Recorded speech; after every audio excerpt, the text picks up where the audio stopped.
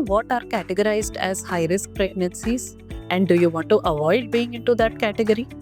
I am Dr. Sandhya Rani, Lead Consultant, Obstetrics and Gynecology Department, KIMS Hospital, Mahadevpura, Bangalore. So, when we categorize a woman as being having a high risk pregnancy, we mean there is a certain condition which may need her to visit the doctor frequently, which may need her to have repeated scans or investigations, and which may affect the outcome, the mode of delivery. So, what are these conditions where a woman is called as high risk pregnancy? Age-wise, if the woman crosses 35 years of age, usually we consider that as high risk pregnancy, both from medical complications and from the perspective of chromosome problems.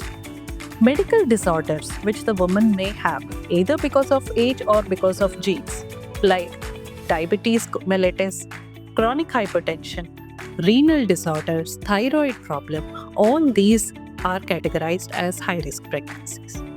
Certain complications like gestational diabetes, gestational hypertension, Rh-negative pregnancy, previous preterm delivery, anemia complicating pregnancy are also categorized as high-risk pregnancy.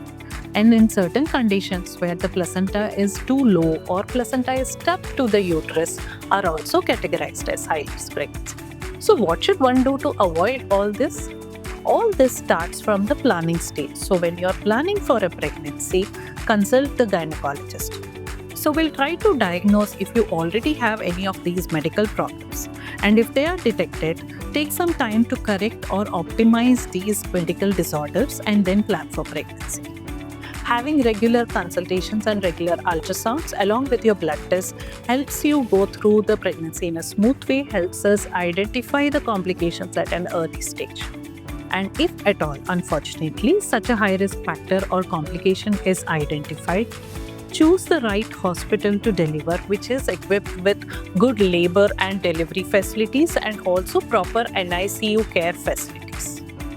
So, the journey starts while planning and ends with the birth.